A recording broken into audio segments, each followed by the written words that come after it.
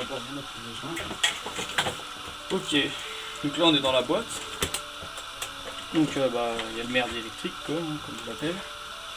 On a nos dominos de connexion pour les boutons. Donc là c'est 3 et 4. On va faire 3 et 4. Donc pour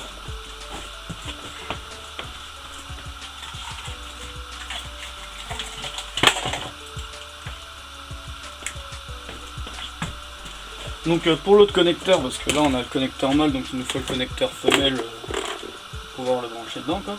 Donc simplement prendre une ancienne alimentation de PC cramée ou non, un peu de truc qui marche pas quoi. Pince coupante.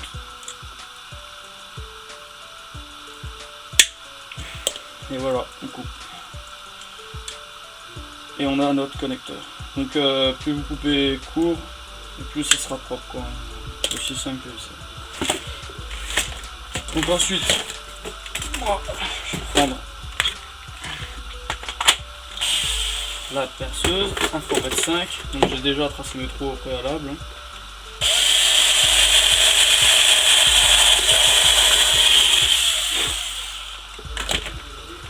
Percer le trou. Donc j'enlève la perceuse pour que vous voyez. Une fois le trou percé, il suffit de prendre le connecteur que j'ai touché, pas vous. Pas celui-là, c'est celui-là. De faire passer à l'intérieur du trou.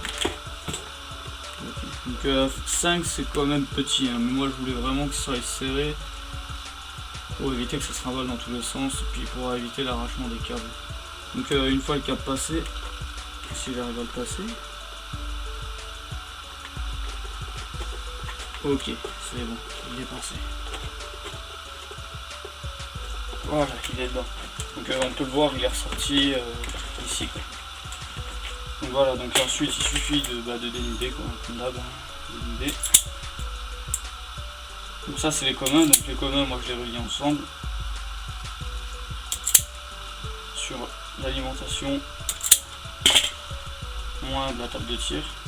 Donc le câble est bien tiré, mais je pense que vous n'avez pas besoin de vidéo pour tirer un câble dans une table de tir, c'est le même principe. Ah, le message, je sais pas si vous l'avez entendu. Voilà, je relis le moins. Donc moi c'est du provisoire qui dure longtemps. Donc relier le moins, le commun au moins. Donc l'idéal ce serait de ressouder ou de mettre un domino quoi. Ensuite prenez votre domino qui correspond à vos canaux, donc pour moi le 3 et le 4, pour vous sûrement le 1 et le 2. Donc le fil rouge comme je l'avais dit précédemment c'est le canal 1. Donc, pour moi le 1 c'est le 3, donc c'est celui-là. Desserre le domino. Et on file dedans. Pas desserrer dedans.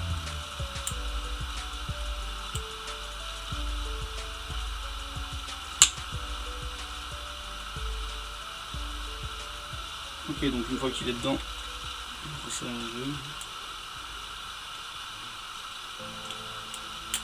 Voilà, faire pareil de l'autre côté.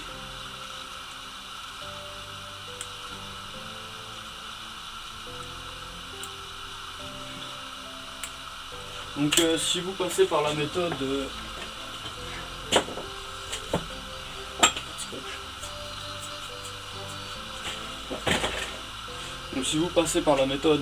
commun relier tous ensemble par soudure, n'oubliez pas d'isoler avec du ruban adhésif ou autre, domino, quelque chose pour éviter le court-circuit direct.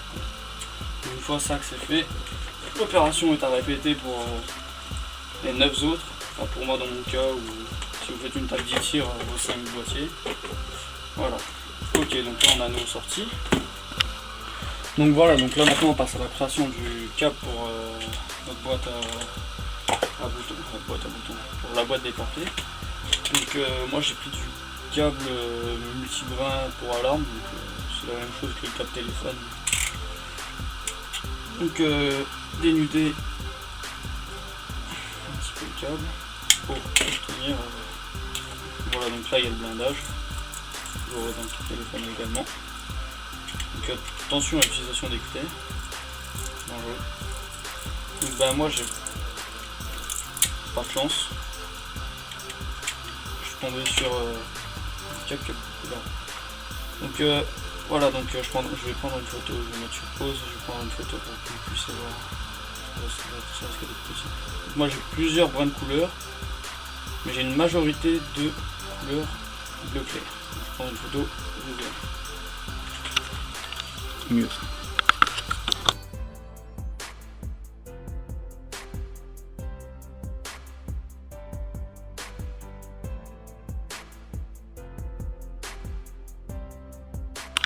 Donc voilà, donc comme je vous l'avais dit, j'ai une majorité de bleu clair. Donc moi mes bleus clairs je vais utiliser pour les communs, donc je vais tous les relier ensemble. Donc déjà au début les dénudés, ça sera pas mal. Ok, c'est le bordel. Voilà. Donc simplement pourquoi tous les relier ensemble? Parce que ces câbles là ont quand même une résistance assez élevée du fait de leur petite section, donc je mettrai un petit formulaire dans la vidéo.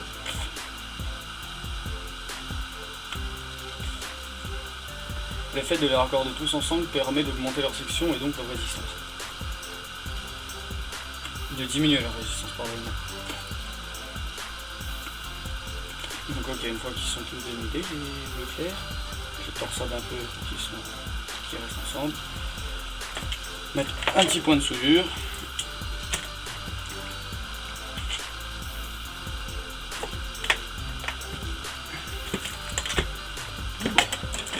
Donc hop, un point de soudure pour que ça reste ensemble.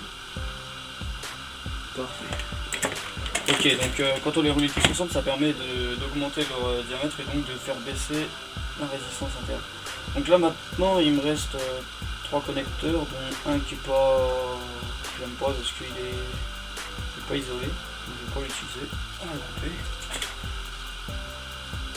Voilà, donc il me reste noir, bleu foncé, jaune, blanc et marron. Donc je vais prendre, voilà, à la limite je vais faire encore tout simple. Tous les bleus seront mes communs. Voilà. Les deux couleurs foncées seront mon canal 1.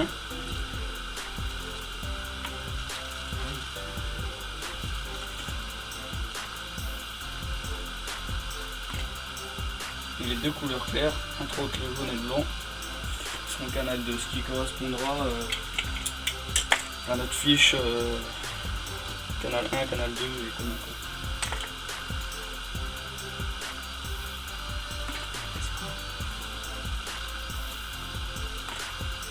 Donc pour faire le câble, vous aurez besoin de 2 connecteurs, un connecteur mâle, un connecteur femelle. Donc sur le commun, comme je l'ai dit, c'est les bleus.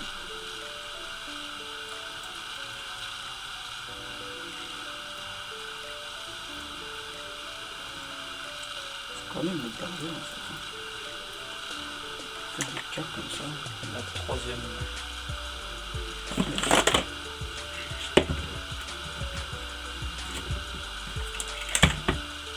Ok, ce sera plus simple avec une troisième main. Donc je vous conseille l'utilisation d'une troisième main si vous en avez une. Du simple, qui résout tous les autres problèmes. Donc ok, on soude.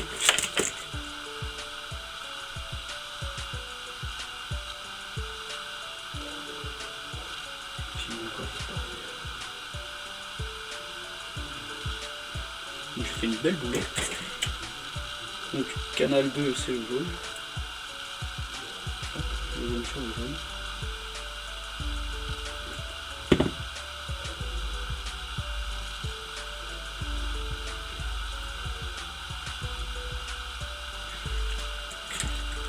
Un coup de soudure.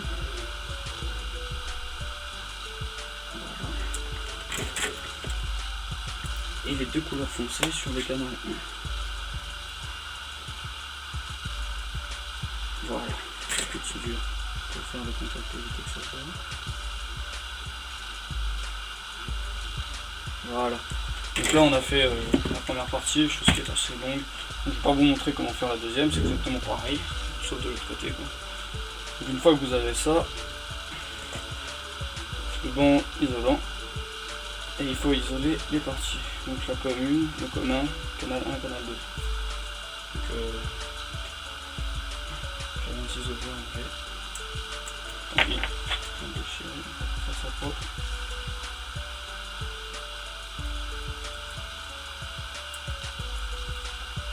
Donc vous pouvez utiliser aussi des dominos. C'est plus rapide, plus propre au final. Je sais pas, après ça dépend comment vous allez faire votre bazar. Moi ici je le fais quand même assez rapidement. Vous, je vous invite à le faire beaucoup plus lentement. Ok, encore un petit coup sur le commun.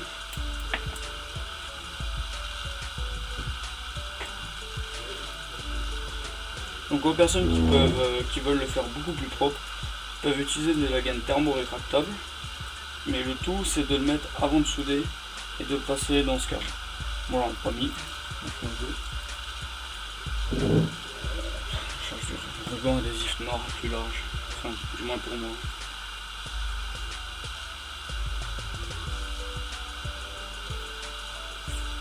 Ok, voilà.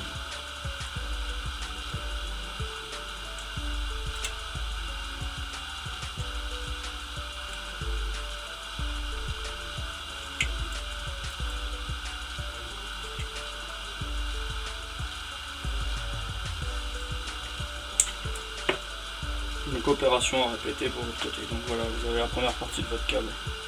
Donc vous faites pareil sur l'autre côté, vous aurez le câble. Vous pouvez le faire, je ne vais pas vous filmer, ça va être chiant. Bon.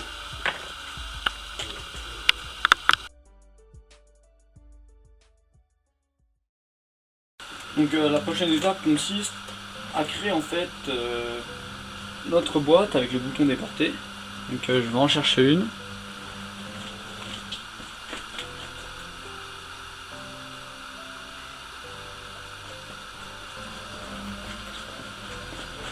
Donc voilà, c'est le genre de boîte qu'on va créer. Donc c'est pour brancher les inflammateurs. Donc c'est des boîtes de canaux. Canal 1, canal 2. Avec ici des connecteurs Molex, tout simplement parce que c'est des connecteurs qui sont faciles à trouver, fiables et peu chers. Donc je vais aller chercher le matériel et puis je vais vous montrer comment faire. Donc voilà, donc j'ai trouvé tout le matériel. Donc pour créer votre boîte comme celle-ci, donc vous aurez besoin d'une boîte de dérivation. Donc ça c'est des boîtes de dérivation en 80 je crois. Ouais, c'est du 80 mm, donc 8 par 8. D'un connecteur Molex, donc moi ici je vais utiliser le connecteur mâle, libre cours à vous d'utiliser le type de connecteur que vous voulez. Et pour finir, nous aurons besoin d'un connecteur de type terminal connecteur pour comment ça s'appelle, pour haut-parleur. Donc ça se trouve très facilement sur eBay à un prix très abordable. Donc pour commencer, on mesure le connecteur terminal. Donc ici il fait 4 cm 5, ouais, on va prendre 5 sur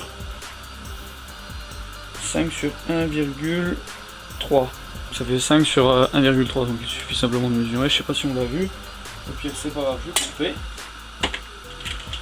Donc une fois qu'on a ça, on peut tracer sur la boîte tout ce qu'on va tirer. Donc j'espère que j'ai un marqueur. J'ai pas de marqueur, donc je vais mettre pause et puis je vais revenir. Donc voilà, j'ai récupéré le marqueur, donc on va pouvoir commencer le traçage. Donc pour commencer, toujours prendre les centres. Je pense qu'on va bien passer là-dessus. On va fermer la boîte. Voilà pour ça. Donc comme je l'ai dit, c'est des boîtes de 80 par 80 en théorie, et en réalité c'est des 75 par 75. Donc on va prendre la moitié, 32,5, non 37,5.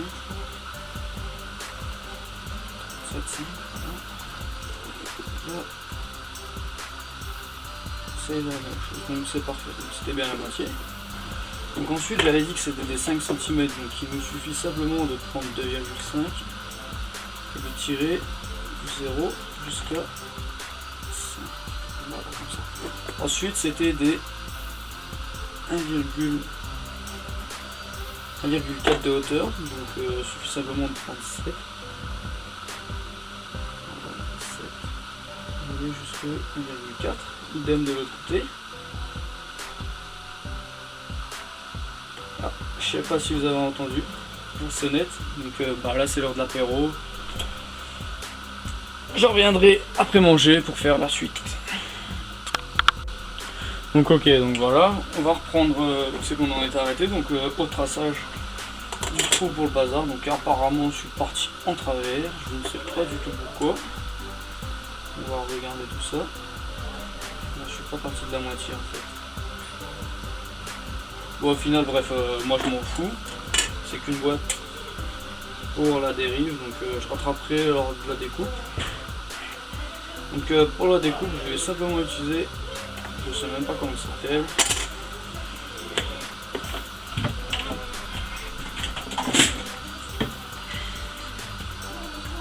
Je vais utiliser ce qu'on appelle un pistolet à souder, en fait, c'est marqué ici, pistolet à souder. Bah, alors, on voit pas très bien le focus, mais c'est pas très bien fait.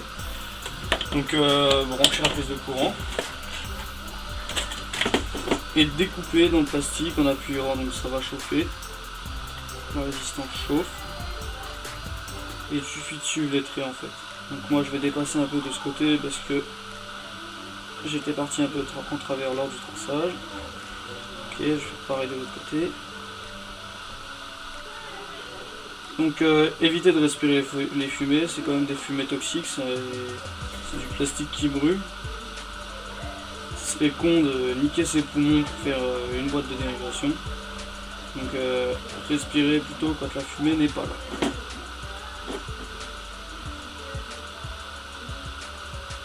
Donc vous pouvez utiliser d'autres méthodes pour découper votre boîte de dérivation en plastique. Moi j'utilise cette méthode là car je n'ai pas trop envie de me faire chier pour découper un trou. De toute façon, si vous êtes comme moi, vous tirez un feu d'artifice tous les 2 mois, un vrai feu d'artifice je parle, tous les 2 mois. Donc pas la peine de vraiment trop se casser le cul. Par un peu à travers. Ok, voilà. Donc il ne tombe pas tout de suite, hein, parce qu'il y a encore beaucoup de bavure. Donc, je vais simplement ouvrir la boîte.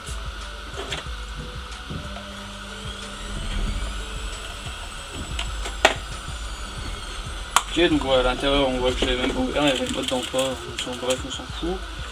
Chose qui est très pratique sur ces boîtes là, c'est que y a un petit lien, ça évite de perdre le capot, donc voilà, je retire ça. Et pour enlever les bavures, en fait, il suffit de prendre un cutter. Donc faites très attention lorsque vous allez enlever les bavures. On se coupe très vite avec ce genre d'outil. Donc voilà, jamais dans le sens vers vous, toujours vers l'opposé à vous. Comme ça, même si ça dérape, ça n'ira pas vous blesser. Petite astuce, ça peut éviter d'aller à l'hôpital. Donc laissez la lame tout faire, ne pas vraiment forcer, parce que sinon vous allez découper le plastique et non enlever les bavures. Donc voilà, faites plusieurs passages si nécessaire. Donc voilà, j'ai fait un petit passage. Pour l'intérieur, vous pouvez le faire également. Enlever les plus grosses quoi. Ce côté-là, c'est un peu gauche. Voilà, donc normalement, si j'ai bien visé, ça devrait rentrer pile dedans. Apparemment non. J'ai pas très bien visé. On va regarder où c'est que ça manque un peu.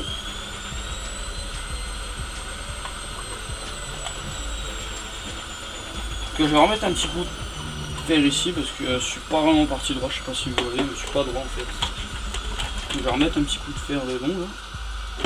80 de chaque prise. Donc, ouais, il filme toujours, c'est parfait.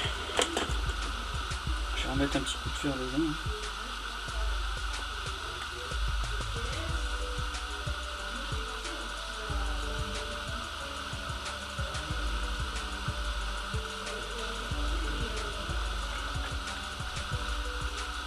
Donc ok, donc là ça devrait rentrer pour le coup.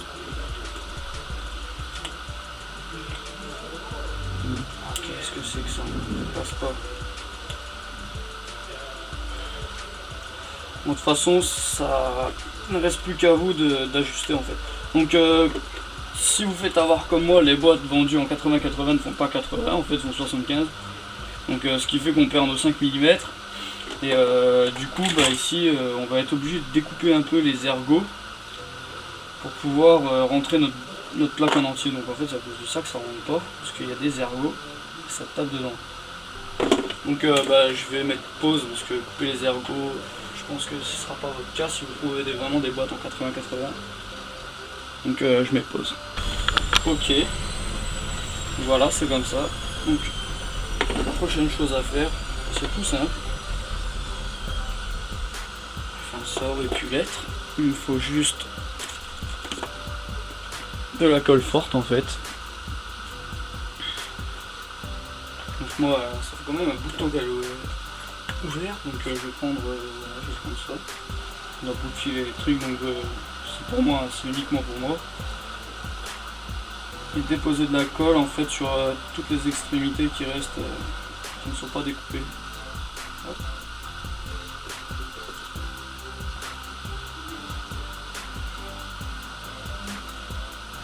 Okay. Donc ne pas hésiter à en mettre partout, puis une bonne dose quoi. Donc si vous préférez utiliser des attaches en plastique, vous pouvez. Moi j'ai décidé de ne pas les utiliser tout simplement pour obtenir une étanchéité quasiment parfaite. Ne pas avoir de l'eau qui s'infiltre par les trous qu'on aurait fait par les vis. Pas question électrique mais surtout question en fait au niveau de la moisissure. Parce que une fois que l'eau rentre dedans, elle a vraiment du mal à ressortir je pense de la boîte de dérive. Donc je préfère éviter qu'elle rentre dedans du premier coup. Voilà, j'ai fait tout le tour avec ma colle forte. Libre à vous d'utiliser des colles quoi. Là il n'y a pas vraiment de colle miracle, celle qui colle le mieux. Voilà, vous le mettez, vous comprimez comme ceci. Normalement ça va déjà commencer à venir un peu, voilà, parfait. Donc après reprendre la colle et ne pas hésiter à en remettre tout le tour.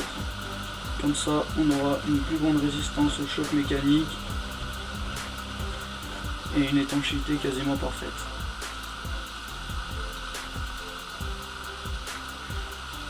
Donc vous faites ça de ce côté là et du côté là, pareil, idem quoi.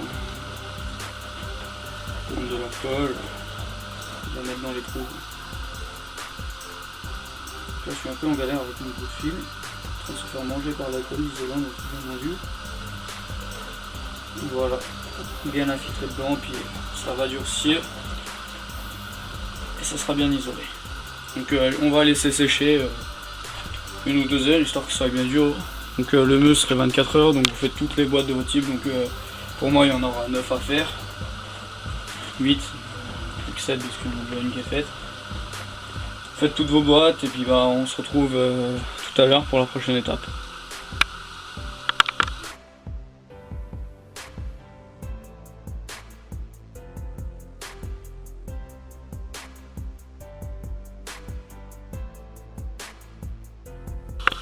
Donc voilà, donc une fois que vous avez collé votre terminal haut-parleur, il suffit de prendre votre adaptateur SATA Molex, de couper le côté SATA, aucun intérêt pour nous, hop,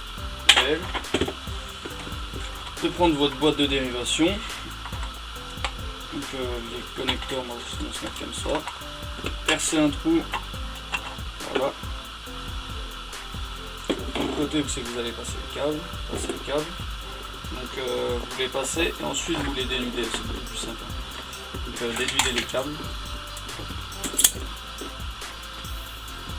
Donc le noir ce sera le commun, le rouge ce sera notre canal 1 et respectivement le jaune ce sera le canal 2. Donc les communs, dans le même sens.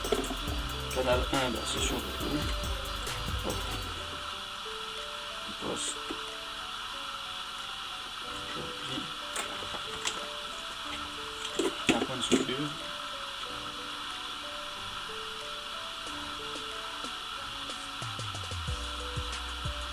Ok. On va un commun.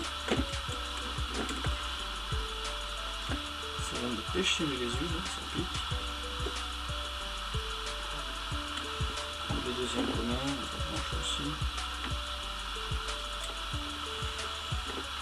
Et le dernier, le fil jaune.